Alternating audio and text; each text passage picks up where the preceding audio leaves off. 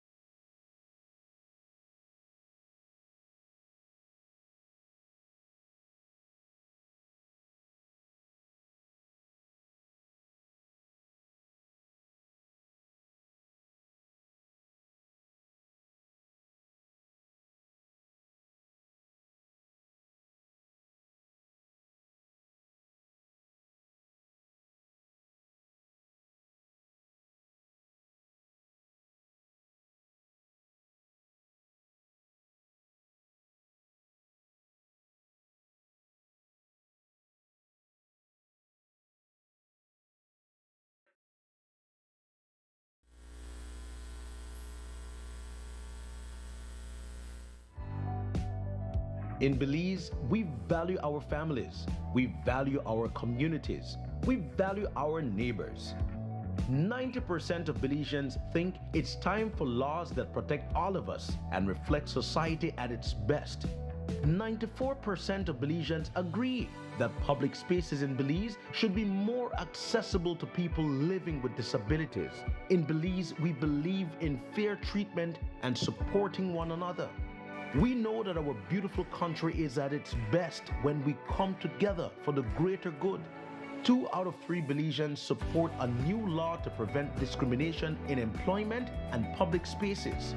It shouldn't matter where we come from, who we love, or what we look like. Belizeans deserve to live our best lives. It's time for laws that protect all of us and reflect our society at its best. Equal Opportunities Bill. Belize, we're ready.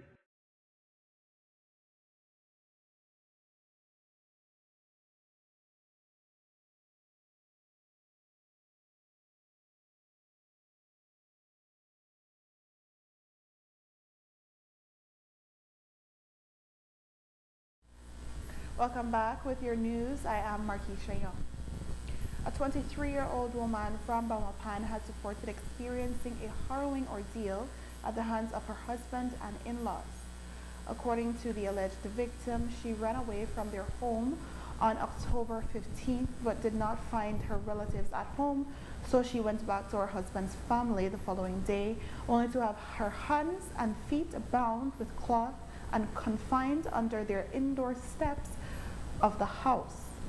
Participating in the crime, according to Dorado, was her 24-year-old husband, her father-in-law, who is a pastor, and her mother-in-law. When police got on the scene, they observed the woman with injuries to her hands and feet, and she was taken for medical treatment. She reported that she was beaten over all her body with a stick while in prison for 7 days.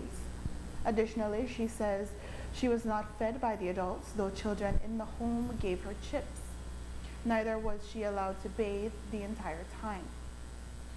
She is also accusing the father-in-law of touching her breasts and genitals.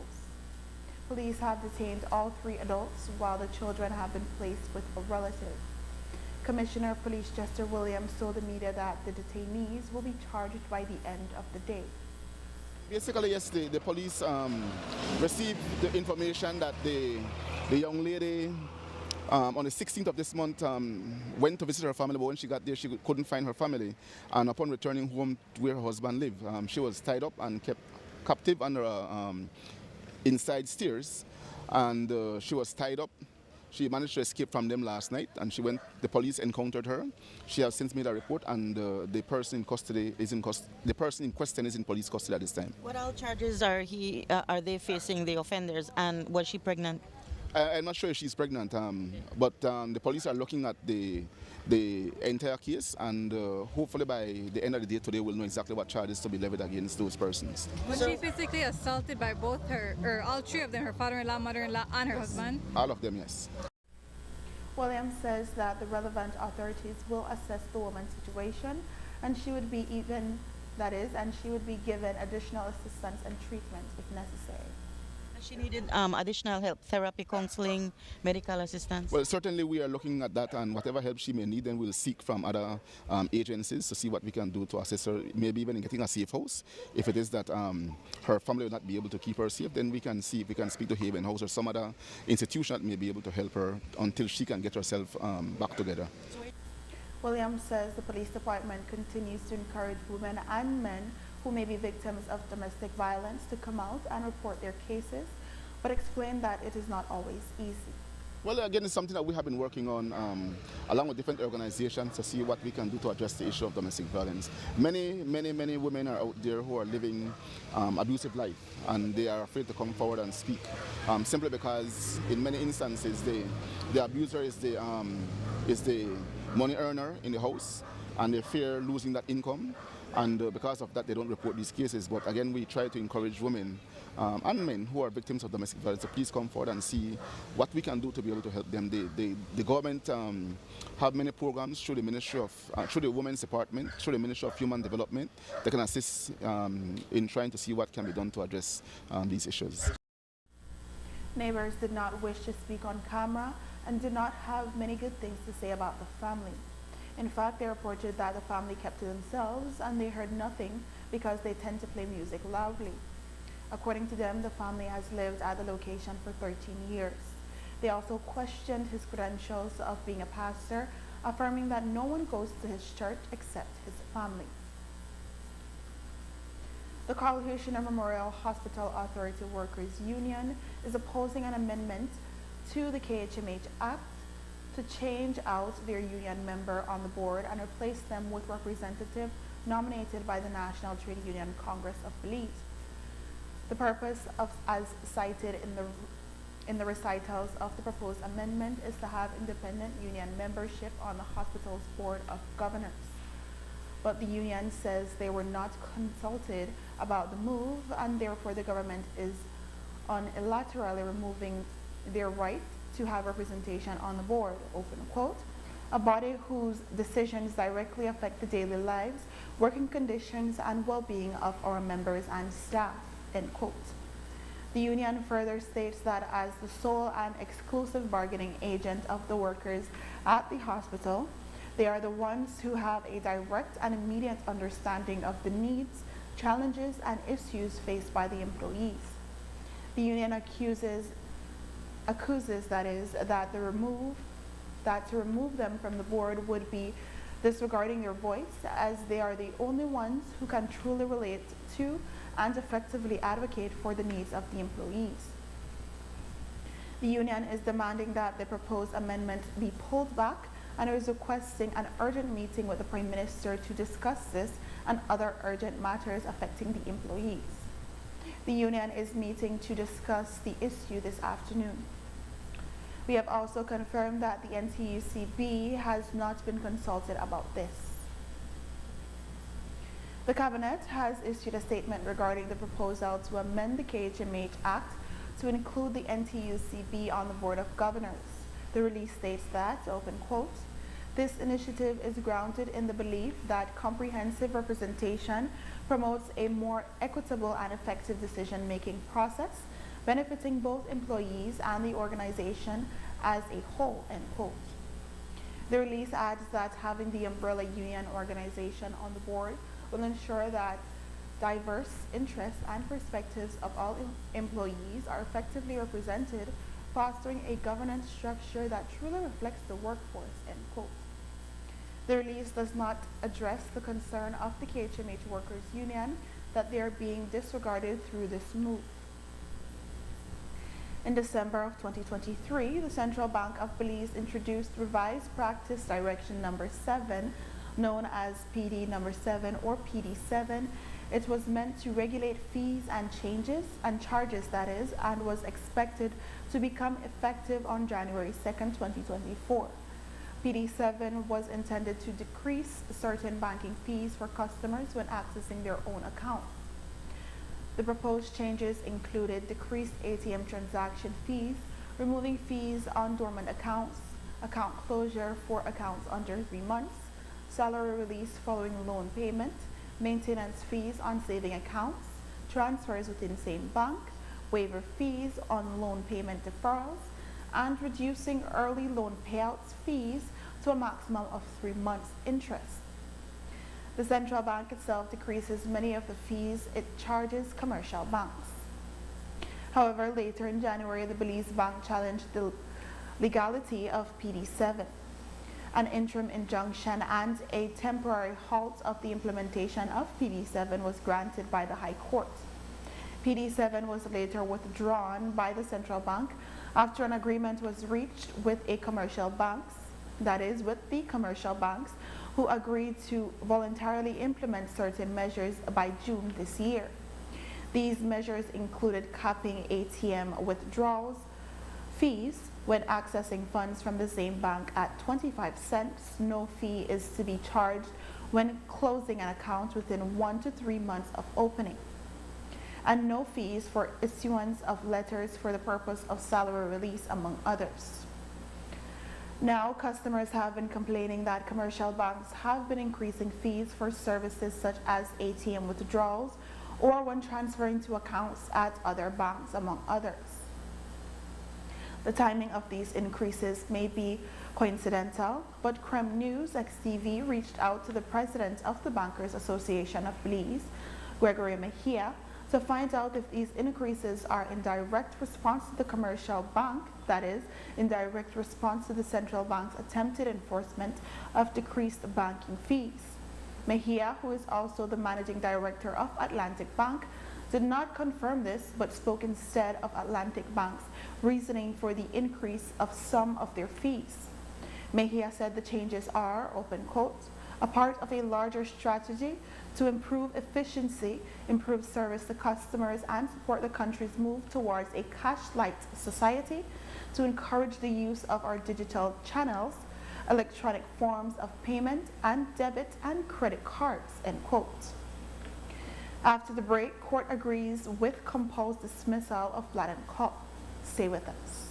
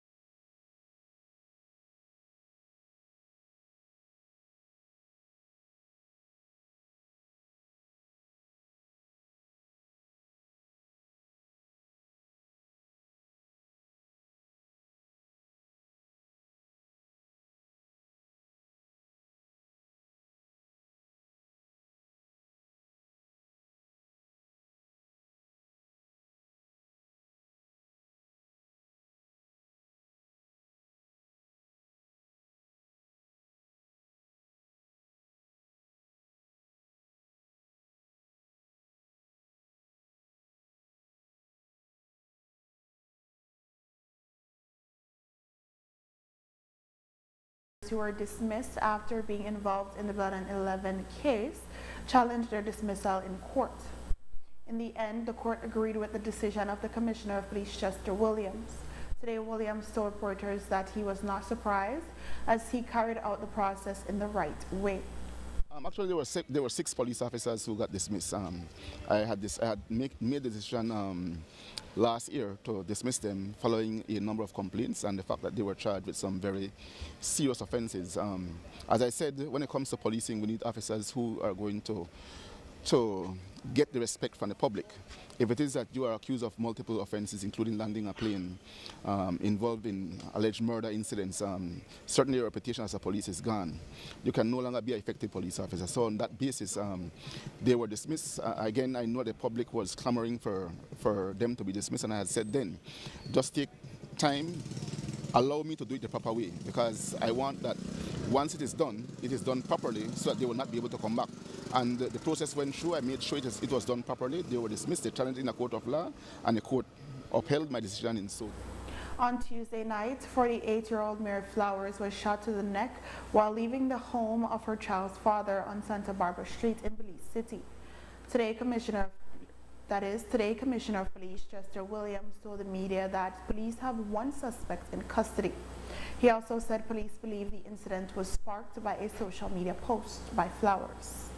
The police is looking at that matter still. We know that she was not able to speak due to the nature of the injury that she received on her neck. I am hoping that by now she should be able to provide some insight to the police in terms of what transpired. I know police had or have one suspect in custody. We're hoping that we'll be able to get as much to be able to charge that person. Any information if she was the intended target or any motive? By all indications, yes, and it may have been as a result of some posts that she had placed on social media. The National Institute of Culture and History has delayed the implementation of new entrance fees for archaeological reserves. The start date was to be November 1st, but Niche says it is adjusting the date to January 1st, 2025. The changes had been announced several months ago. There are fees for non-residents and then for Belizeans. There are standard fees for both categories. In the case of residents, the standard fee applies to visitors 6 years and up, and children aged 5 and under enter free, that is. For Belizeans, the standard fee is for visitors 12 years and up. Additionally, everyone enters free on Sundays and public and bank holidays except at cave sites. The highest fee is for entry at the Actun Mugnal Cave, which is 60 Belize for foreigners and 30 Belize for Belizeans. Other fees for foreigners range from $25 Belize to $15 Belize, while for Belizeans the fees go from $15 to $5. The two factions in the United Democratic Party have sent off another volley of press releases today. In the case of the Barra executive, it continues to accuse the Alliance for Democracy, which it calls a party of fraud. It implores leader Tracy Panton to dismiss from passing off the AFD as their political party, as this is damaging the good name of the UDP. The release says there is a case law which protects against this and proceeds to advise media houses to refrain from disseminating false information about the UDP, open quote, so as to not expose themselves to the litigation that will proceed against Tracy Panton and her alliance party, end quote. For its part, the Panton interim leadership has put out its own statement reaffirming that the election of Panton as party leader of the UDP was a legitimate process, that they will not allow anyone to undermine the process or bypass the will of the delegates or the party's constitution. That's because Barra yesterday proposed a coalition between UDP and AFD to run in the next general elections. The Panton executive release states, open quote, Mr. Barra has made it clear that he is unwilling to vacate the post despite the overwhelming mandate for change, but we will not compromise the party's future for personal interest or political gains. The UDP remains focused on rebuilding and preparing for the next general elections under the leadership of Honorable Tracy Panton. Our priority is to work together with all standard bearers and party members to ensure that the UDP is positioned to win and to serve the people of Belize, end quote. Today, attorney Audrey Matura remarked on the attempt to silence the media about reporting the developments. That's so ironic, because if he thinks it's false information, under the criminal code, he can go to the police to make a police report so that then they arrest all these people with false information. But he can't go to his good buddy Chester to make a report because he has said some of the nastiest thing about the commissioner of police. And this is where he should learn to shut up his mouth. He made the biggest enemy. You lambaste the police, you call for the resignation of the commissioner of police, you try to diminish the credibility in the police. Now you have to lap your tail and go to the police and make a report about false information being spread. What do you think? Vice versa, the false information, he can be arrested and charged for false information. What's the false information that Tracy resigned? Isn't that false? Tracy, I told you outright, she hasn't resigned. Have you seen a resignation letter from Tracy? No, so that's false information. To say that they're a separate entity, there's no proof that they're a separate entity, so that's false information. I can list all the things where he is guilty of false information. The fact that he cannot accept that there's a resounding majority within his own party that is telling him get out, that's another level. But I think what is important in all of this, based on what you just read, it is an intimidation tactic against the media. But I can tell you one thing, there's two things that will support the media. The media's defense for defamation is truth and fair comment. That's if it's defamation. The media defense of false information is that you all are not creating the false information. You have a right. As one of the pillars of democracy in this country, you have the right to report it. And you could say, Shine is saying this and Tracy is saying, and you, the people, have to decide. For you all not to report it is to then to become complicit in the scandalousness that this man is trying to exhort. And it is also a reflection that he wants to dictate. He wants to dictate even to the media what you all could cover or not. Like, give me a break. After the break, Kampal calls out Lamanal chairman and soldiers' compensation ruling was precedent setting. Stay tuned. Take a deep breath.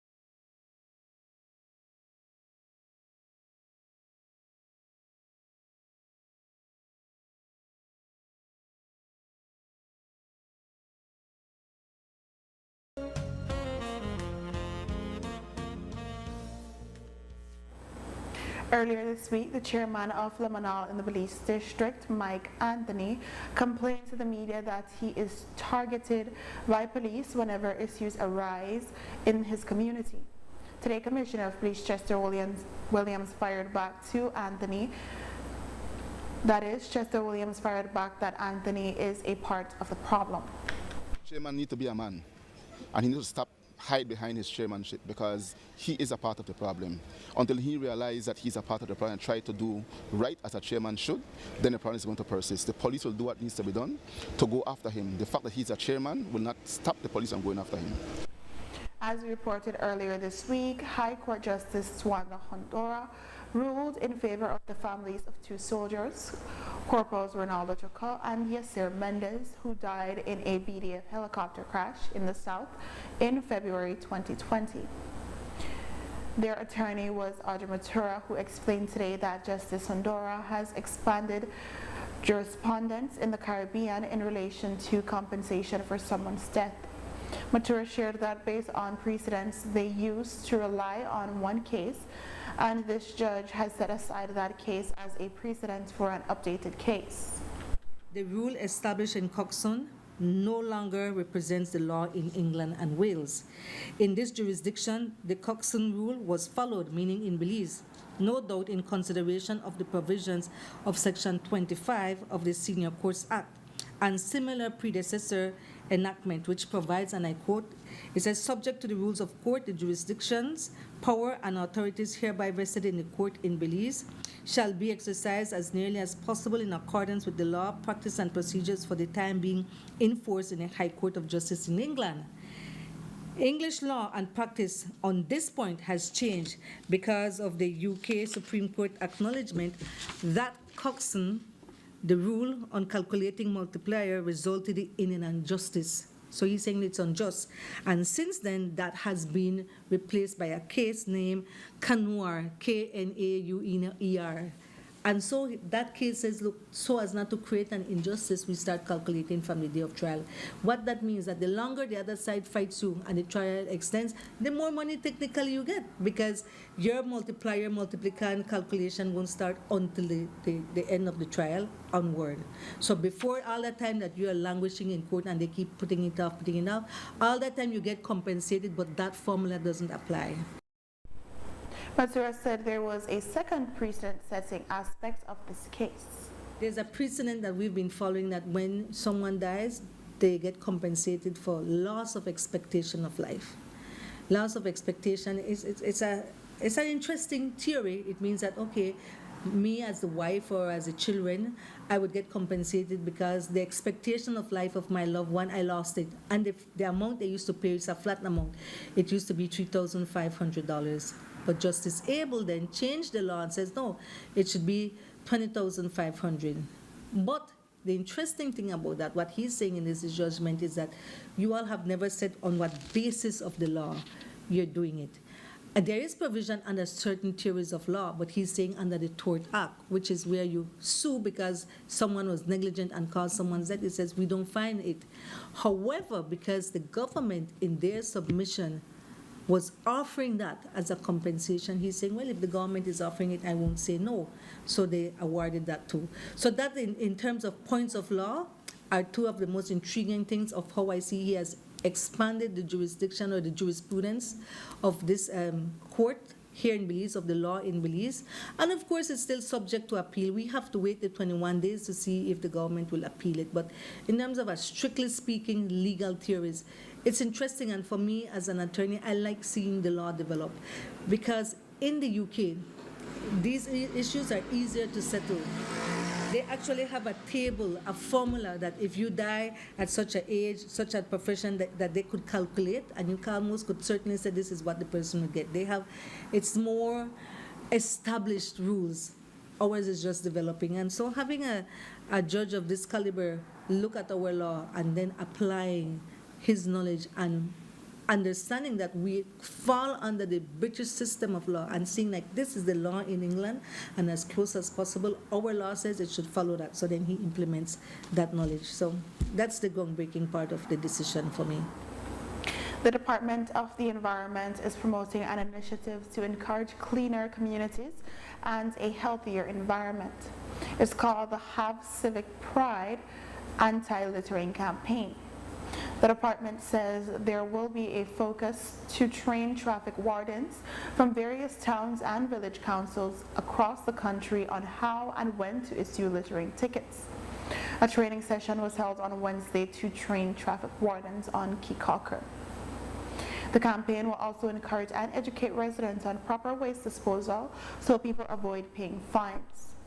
If individuals are caught littering, they will be fined $100, while commercial entities will be charged $500. While in Keycocker, the DOE also had a session with the village council to explain their role and to discuss environmental challenges being faced by the council. And on Wednesday, the Sustainable Development Unit of the Ministry of Sustainable Development and Climate Change, in partnership with the United Nations in Belize, held a ceremony at the ministry's auditorium in Belmopan to launch the Belize